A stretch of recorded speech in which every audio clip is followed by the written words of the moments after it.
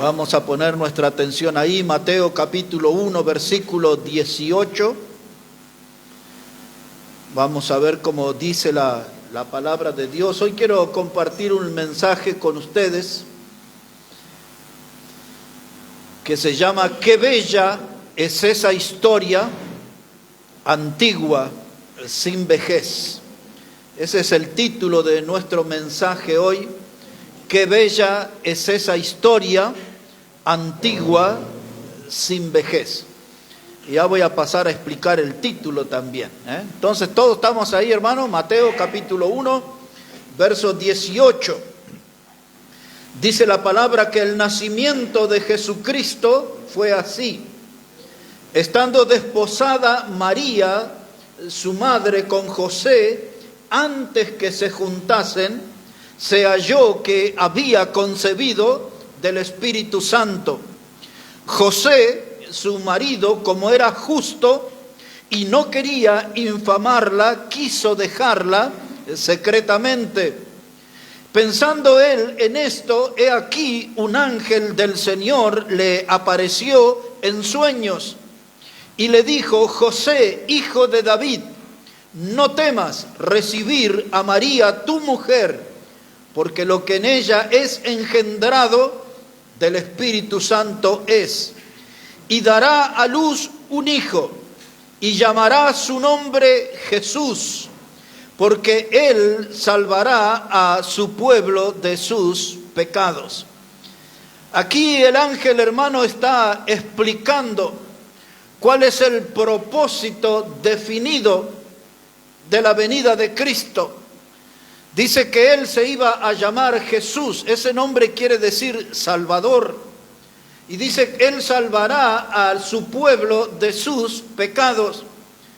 Cuando nosotros vemos, hermanos, en la historia, esta historia bella, esta historia antigua, esta historia sin vejez, encontramos a Cristo nacer engendrado por el Espíritu Santo, con el propósito de ser el Salvador de su pueblo, de sus pecados.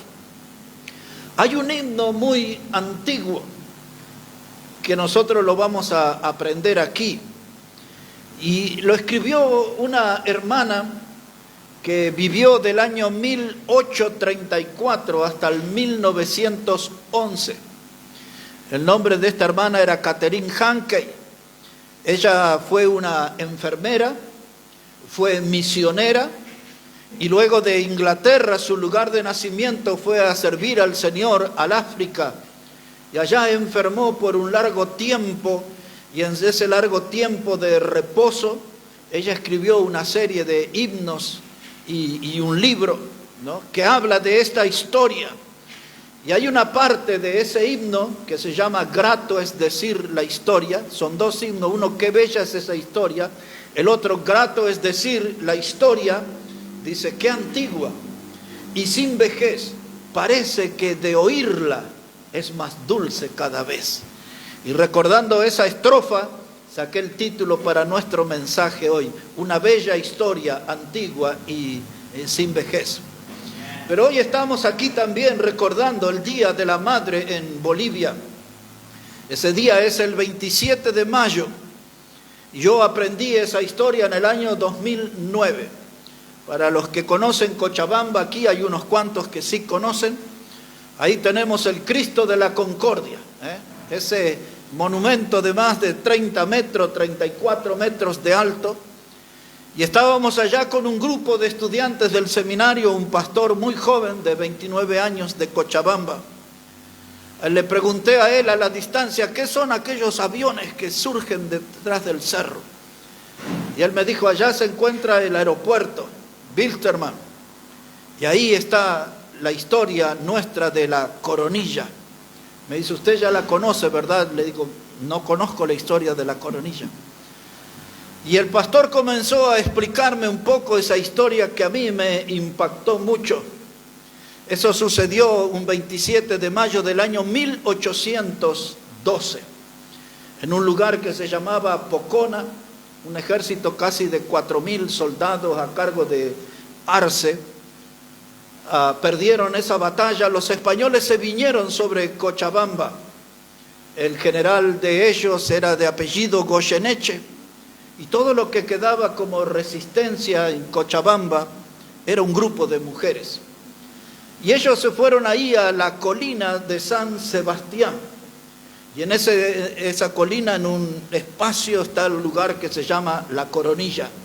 Ahí consiguieron esas mujeres como 3 cañones, un par de fusiles, algunos machetes y muchísimo coraje. Y salieron a enfrentar a los españoles. El grupo estaba liderado por una mujer que se llamaba Manuela Gandarilla, era una mujer anciana. Y ella juntó un grupo de mujeres que trabajaban en el mercado, que le tenían por el apodo las chifleras. Y era un grupo como de 30 mujeres. La batalla duró un poco más de 3 horas, hasta que Manuela Gandarilla quedó cara a cara con el general José Manuel Goyeneche. Y este fue el que le quitó la vida a ella y a las otras mujeres. Y cuenta la historia que Manuela, tomando la sangre en sus manos, se la tiró al general y le dijo estas palabras: nuestro hogar es sagrado. Y en muchas conferencias que yo hago sobre familia, yo tomo esa frase de Manuela Gandarilla: nuestro hogar es sagrado. Así que con el tiempo se eligió, recordando a las heroínas, ahí la avenida principal casi en Cochabamba, muy conocida por mí, es Las Heroínas, que recuerda a esas mujeres que dieron su vida, y alguien dio esa fecha del 27 de mayo para recordar a todas las madres, recordando a esas heroínas. Así que eso es lo que nos reúne hoy aquí también, esa historia. Una historia donde fue surgiendo Bolivia con su coraje, en el valor de esas mujeres, fue naciendo la patria, que en aquel tiempo se llamaba Charcas, pero esa ya es otra historia. Y aquí la nuestra, esa historia es impactante, hermano. Esa historia nos llama la atención, es una historia, hermano, notable, grandiosa. Pero la historia que yo tengo aquí en esta noche es una historia más hermosa porque nos habla de Cristo y de su amor. Es una historia para mí, para mi alma, más impactante. Y lo primero que yo encuentro en esta vieja historia antigua, sin vejez, es que Cristo vino al mundo para quitar el pecado. Cuando ustedes recordarán junto conmigo, en uno de los 2 relatos de la Navidad, uno de ellos está en Mateo capítulo 2, el otro en el Evangelio de Lucas capítulo 2. Cuando los pastores fueron alertados de que Jesús había nacido, el ángel le salió en el camino. Y dice Lucas el capítulo 2 y el versículo 11, ¿qué os ha nacido hoy en la ciudad de David? ¿Alguien recuerda cómo sigue el texto? Un Salvador, que es Cristo, el Señor. Así que ahí el ángel estaba anunciando también a los pastores. Ya se lo había dicho a María, ya se lo había dicho a José, que tendrían un hijo y se llamaría Jesús, que quiere decir Salvador. Él salvará a su pueblo del pecado. El ángel dijo a los pastores: hoy ha nacido en la ciudad de David un Salvador, que es Cristo, el Señor. Cuando el Mateo capítulo 12 nos habla sobre el nacimiento, cuando nace allí en ese pesebre, y ahí tenemos la única vez en toda la Biblia que aparecen aquellos magos que vinieron del oriente. Ustedes ya saben que no eran 3, y también saben que no eran los nombres que la tradición dice. Ese es puro invento humano. No están ahí los nombres. Pero vinieron esos hombres con la intención de encontrarse con el Dios hecho hombre y adorarle. Y en esos presentes que ellos cuidaron por largo tiempo, se destacaban 3: oro, incienso y mirra. Y en esos 3 regalos que traían los magos para presentar al niño que estaba junto a su madre ahí en el pesebre, ahí estaba el mensaje. Porque el oro, muchas veces en la Biblia, habla de la gloria de Dios y de la presencia de Dios. Y cuando esos magos trajeron el oro, estaban reconociendo que ese niño era Dios. Otra vez, los magos a través del oro estaban reconociendo que ese niño era Dios. Y el incienso era un perfume aromático que se usaba en el tabernáculo y en el templo. Solo se podía usar para cosas santas. Si alguien falsificaba esa clase de incienso, había una ley que los condenaba a muerte, porque ese incienso era para presentarlo delante de Dios. Y así que ahí aparece el incienso, reconociendo también que ese niño era Dios. Y luego la mirra. La mirra junto con las aloes eran las sobresalientes especias aromáticas que se ponía en la sepultura. Y a través de las mirras esos magos estaban reconociendo o anticipando los sufrimientos de ese niño, los cuales nosotros ya sabemos, los sufrimientos en la cruz del Calvario. Así que para mí esta historia es una historia antigua, es una historia bella, es una historia sin vejez. Es la historia que nos recuerda que Jesucristo nació para salvar a su pueblo del pecado. Y luego, cuando seguimos los pasos de Él en su ministerio público, llegamos hasta el Evangelio de Lucas capítulo 19, después rondado por Samaria, entraron allí en una ciudad y la multitud se agolpó. Y allí sobre un árbol había un hombre de baja estatura que se llamaba Zaqueo. ¿Recuerdan él? Un cobrador de impuestos. Jesús en medio de toda esa multitud logró verlo, logró identificarlo. Y sin conocerlo personalmente, Él es Dios, sabe quién es cada uno. Le dice: Zaqueo, desciéndete porque en tu casa voy a estar. Se produjo un escándalo, la gente murmuraba diciendo: pero ¿cómo siendo un profeta, no se da cuenta que este es un gran pecador?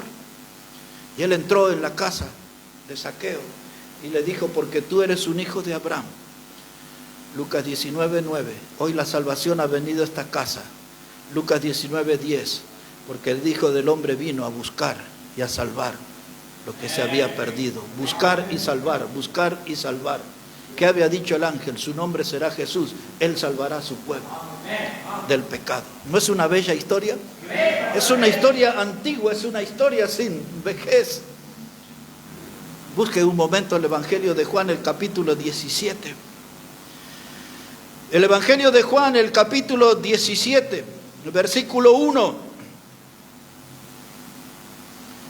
Evangelio de Juan, el capítulo 17, versículo 1. Este es uno de los pasajes de la Biblia que yo les recomiendo a todos los creyentes que lo lean. A través de los años, cada vez que lo leo, es muy rara la vez que no he derramado mis lágrimas leyendo este capítulo, porque nos muestra a nuestro Señor intercediendo por nosotros. Los teólogos a veces le resumen, y quizás en su Biblia diga a modo de título ahí, la oración intercesora. Pero veamos los primeros 3 versículos. Evangelio de Juan, 17, verso 1. Dice: estas cosas habló Jesús, y levantando los ojos al cielo, dijo: Padre, la hora ha llegado, glorifica a tu Hijo, para que también tu Hijo te glorifique a ti. Como le has dado potestad sobre toda carne, para que dé vida eterna a todos los que le diste. Y esta es la vida eterna, que te conozcan a ti, el único Dios verdadero, y a Jesucristo, a quien has enviado. Jesucristo, a quien has enviado. ¿Qué dijo el ángel? Su nombre es Jesús. Él salvará a su pueblo de su pecado. Ese es el propósito de su venida. Es la raíz, es el origen de esta historia bella, de esta historia antigua, de esta historia sin vejez. El himno de Catherine Hankey es bastante extenso, pero ese himno dice en una de sus estrofas: grato es decir la historia, qué antigua y sin vejez, parece que al oírla es más dulce cada vez. Me agrada referirla, pues hay quien nunca oyó que para hacerme salvo el buen pastor murió. Grato es decir la historia, y el que la sabe ya parece que al oírla sediento aún está. Y cuando el nuevo canto en gloria cantaré, será la antigua historia que en vida tanto amé. Y dice el coro, qué bella es esa historia, mi tema ya en la gloria será la antigua historia de Cristo y de su amor. Ya vamos a aprender esa historia. Pero ¿no es bella esta historia? No es como escribió esta hermana, es antigua y es sin vejez. Dice, parece que de oírla es más dulce cada vez. Me agrada referirla, pues hay quien nunca oyó que para hacerme salvo el buen pastor murió. Dijo Jesús, el buen pastor su vida da por las ovejas. El Señor vino para quitar el pecado de su pueblo. En segundo lugar, el Señor vino a morir por el pecador. Quiero que busque ahí un momento, primera carta de Pedro. Esto no va a ser muy extenso. Primera carta de Pedro, el capítulo 2 y el versículo 24. La primera carta de Pedro, el capítulo 22 y el versículo 24. Así nos dice la Escritura, primera de Pedro, capítulo 2 y el versículo 24. Dice la Escritura, hablando de Cristo, dice, quien llevó él mismo nuestros pecados en su cuerpo sobre el madero, para que nosotros, estando muertos a los pecados, vivamos a la justicia, y por cuya herida fuisteis sanados, porque vosotros erais como ovejas descarriadas, pero ahora habéis vuelto al pastor y obispo de vuestras almas. Me encanta esa frase, pastor y obispo de nuestras almas. El obispo, el que vigila atentamente, el sobrevedor de nuestras almas, el que pone atención por nuestras almas y sus necesidades. Pero el texto comienza explicando que Jesucristo llevó sobre su cuerpo en el madero nuestros pecados. El que nació en Belén, el varón santo de Dios, el unigénito Hijo de Dios, como lo presenta la Biblia, el que vivió una vida santa, inició su ministerio hablando de las buenas noticias y elevando su voz y diciendo, el reino de los cielos está entre vosotros, arrepentíos y creed en el Evangelio, decía él. Eran las buenas noticias de salvación. Y el Evangelio consiste en su muerte, sepultura y su resurrección. Él tomó nuestro pecado, lo cargó, dice la Biblia, en su cuerpo y lo llevó al madero. Y ahora dice, por sus llagas fuimos nosotros sanados. No está hablando de una gripe, no está hablando de un dolor de cabeza, está hablando de la herida mortal del pecado. Esa llaga puede ser sanada por su sangre. Ahí está la bella historia. Ahora quiero decir a ustedes y los que nos van a escuchar en el tiempo este mensaje, hermanos, que Cristo es el refugio que evitará que nuestro cuerpo sea alcanzado y atrapado en las llamas del infierno. Si usted tiene a Cristo como el Salvador en su vida, nunca tendrá contacto con las llamas del infierno. Él solo es el que puede evitar, solamente Él puede evitar, hermano, ser atrapado en la eternidad en esas llamas del infierno. Cuando uno piensa en la vida del hombre, uno recuerda un naufragio, un barco que se rompe y anda a la deriva en el mar y puede terminar en el fondo del mar sepultado para siempre. Así se parece la vida del hombre. Y otras veces la vida del hombre se parece a la de un barco que anda sin rumbo, que perdió la brújula en el mar, naufraga y cuando alcanza la orilla choca contra las rocas, se estrella y se termina perdiendo. Y así es la vida del hombre, sometido a tormentas, tempestades, a castigos tremendos en su vida por causa de su pecado y termina hundiéndose, no sale a flote o termina estrellándose en sus propias desgracias. Pero cuando el hombre encuentra a Cristo como el Salvador, encuentra el refugio verdadero y el refugio duradero, el que dura por toda la eternidad, hermanos. El mundo nos muestra cada día distintas clases de personas que a paso firme están caminando hacia el infierno. Es cierto que hay otros, son gente tan valiente por causa del alcohol y de las drogas, y pronto darán su último desliz, y el infierno abrirá su boca, y el fuego eterno les atrapará.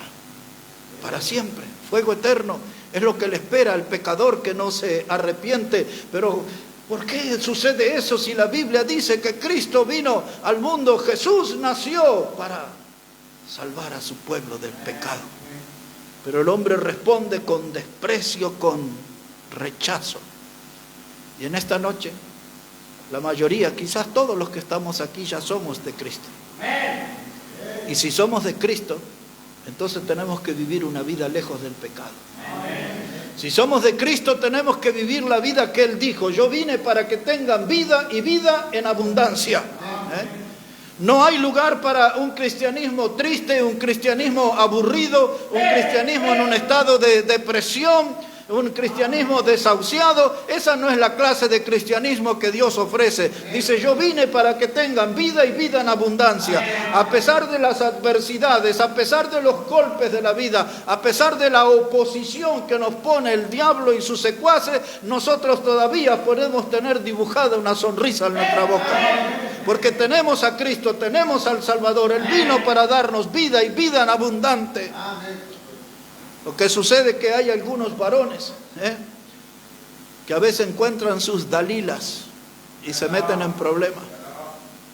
Dalila era una mujer sumamente hermosa, una mujer con sus encantos, y logró seducir a ese varón de Dios y lo atrapó en sus redes. Y el varón de Dios ya no caminaba firme, empezó a coquetear con el pecado. Y ella le preguntó en qué consistía su fuerza, y ella en una ocasión le dijo: Sansón, no, si toman unas varas de mimbre ahí, me atan, ya no tengo más fuerza.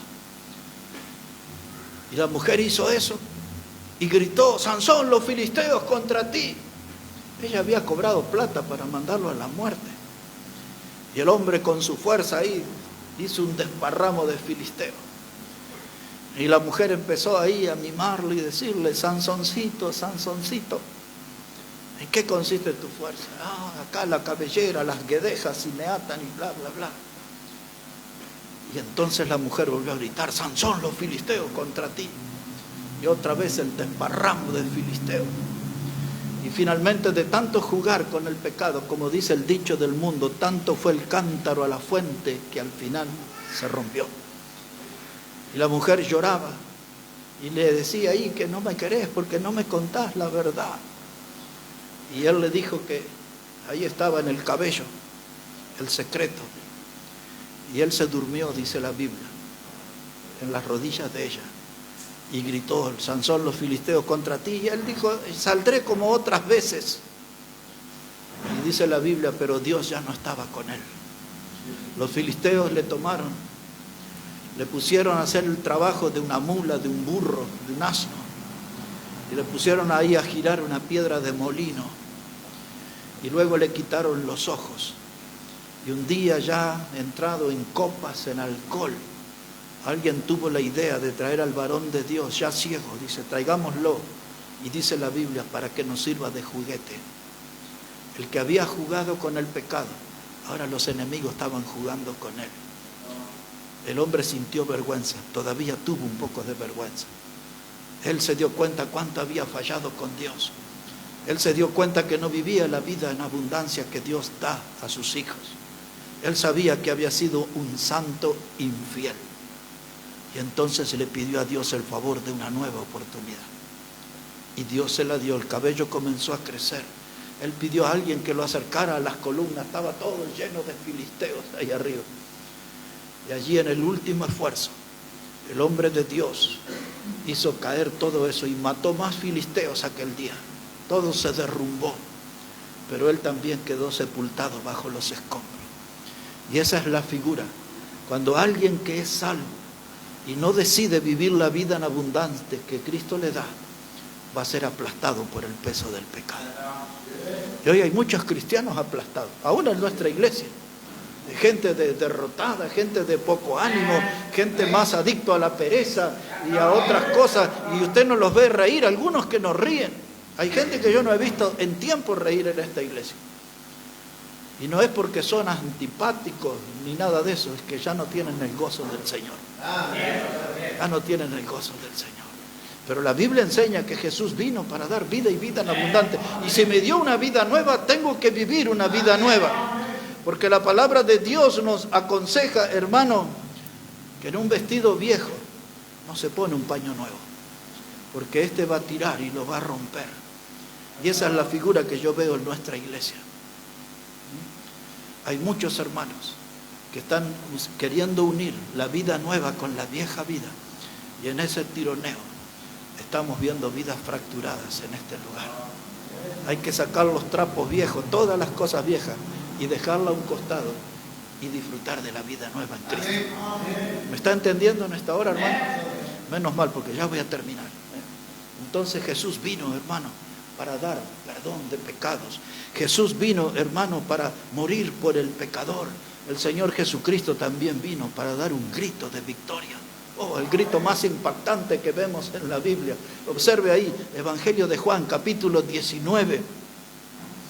Evangelio de Juan, el capítulo 19 y el versículo 30. Ahí nos vamos a encontrar con el grito de Jesús, el grito de victoria. Él vino a este mundo para dar este grito. Vino a este mundo para ser el Salvador. Vino a este mundo a morir por el pecador. Vino a este mundo para dar este grito de victoria. Juan 19, verso 30. Dice la Biblia, cuando Jesús hubo tomado el vinagre, dijo, consumado es. Ahí está el grito de victoria. Cuando alguno nuevo en la fe lee eso, dicen, no me dice mucho esa expresión. Ya hemos explicado alguna vez en este púlpito, consumado es un término tomado de la contabilidad. Cuando una persona tenía una deuda y comenzaba a pagar en cuotas, cuando pagaba la última cuota, le ponían un sello que en idioma griego decía tetelestai. Eso decía el sello, tetelestai. Esa palabra quiere decir la deuda ya fue pagada.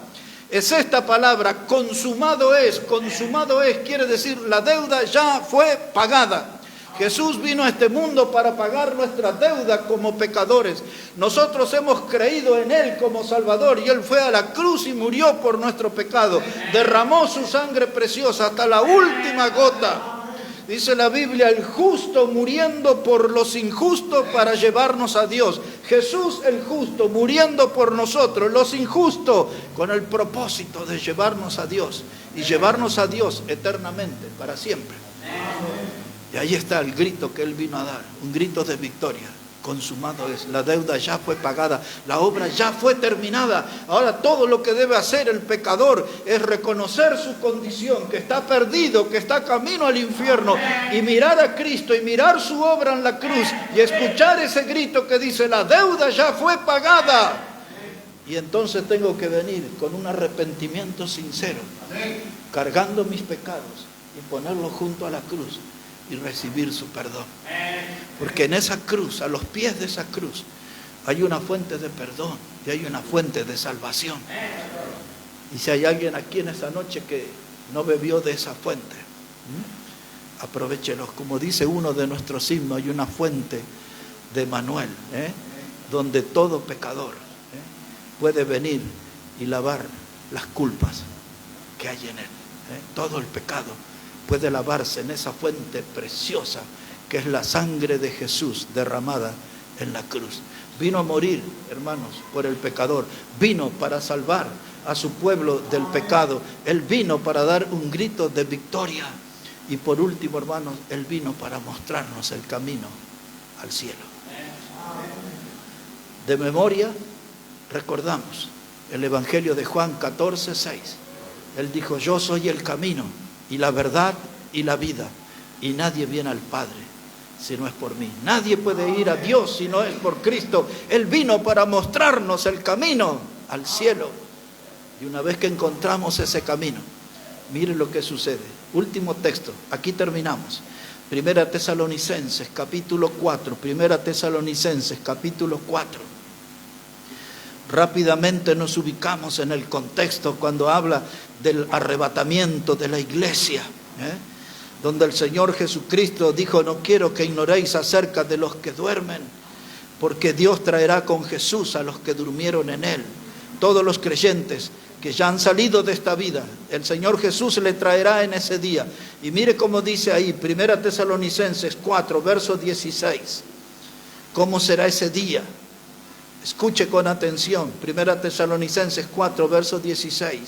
Dice: porque el Señor mismo, con voz de mando y con voz de arcángel y con trompeta de Dios, descenderá del cielo, y los muertos en Cristo resucitarán primero. Y luego nosotros, los que vivimos, los que hayamos quedado, seremos arrebatados juntamente con ellos en las nubes para recibir al Señor en el aire. Y así estaremos siempre con el Señor. Él vino para mostrarnos el camino al cielo. Él dice que Él vendrá. Si Él viniera en este día, aquí nos encontrará de pie. Si viniera más adelante en el tiempo, Él nos levantará de entre los muertos y nos llevará con Él. Pero dice la Escritura en la última parte, dice que el Señor, hermano, nos recibirá en el aire y estaremos siempre con Él. Él vino para mostrarnos el camino al cielo, el camino para convivir con Él por toda la eternidad. Ahora vamos de nuevo.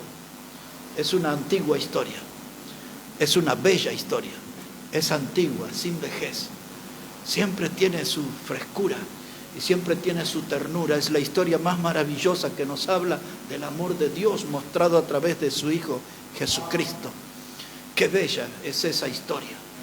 Decía el himno: mi tema ya en la gloria será la antigua historia de Cristo y de su amor. Y ahí está su sello. Vino al mundo para salvar a su pueblo del pecado. Vino al mundo para morir en el lugar del pecador. Vino al mundo para dar un grito de victoria. Vino a este mundo para marcarnos el camino al cielo. No se pierda, hermano, venga a Cristo y encuentre esa salvación. Venga a Cristo y encuentre ese camino al cielo. Venga a Cristo y encuentre el camino a la vida eterna. Todo lo que debo hacer es mirar mi miserable condición. No hay otra palabra. Sin Cristo somos gente miserable, porque estamos perdidos en el pecado. Y lo único que puede librarnos de esas cadenas es creer en Él como el Salvador y encontrar en Jesús un refugio que nos durará por toda la eternidad. Debo hablar con Cristo, debo decirle lo que yo sé que soy. Soy un pecador, pero lo que falta decir es que quiero que Él sea mi Salvador. Y a todos los que creen, Él les dio potestad de ser llamados hijos de Dios. Y todo aquel que en Él cree, dice el Evangelio, no se pierde, mas tiene vida eterna. Que nadie pierda esa oportunidad de un encuentro con Cristo, de la certeza de que sea realidad en nosotros esta vieja historia, antigua, sin vejez, bella historia de Jesús muriendo por el pecador y salvando al pecador, coronándolo con una vida que es eterna. Vamos a hablar con el Señor. Vamos a hablar con Dios en esta hora y darle gracias al Señor. Que pedir bendición para todas las madres. Tu mano poderosa, Señor, acerque bendición, fortaleza, sabiduría a cada madre. Y gracias por la palabra, Señor, que nos recuerda ese amor de Cristo por nosotros los pecadores. Y gracias por la obra, por todos los detalles que nos das de esa salvación que lograste, que alcanzaste para nosotros. Una salvación que es eterna, Señor. Y ahora pedimos, Padre, de no llevar una vida doble, sino una vida santa, una vida pura que te agrade, que te honre, Señor. Ven en nuestra ayuda y que podamos vivir un cristianismo, Señor, verdadero, sin maquillaje, siempre honrándote, siempre glorificándote, Señor. Ayúdanos a alcanzar esa victoria. Oramos en el precioso nombre del Señor Jesucristo. Amén y amén, amén. Que Dios bendiga su palabra, hermanos, y Cada persona aquí, los que nos oyen a la distancia, si no tienen a Cristo, no se demore, venga a Cristo, reconozca su condición de pecador, pida a Jesús que Él sea su Salvador. Él vino para salvar a su pueblo de sus pecados. El hermano Josué, él va a venir ahora para dirigirnos en el cántico final. Y hermano, que Dios les bendiga, y mañana también con buen ánimo, a las 11 aquí, para seguir escuchando palabras de Dios, la palabra viva, la palabra eterna. Hermano Josué.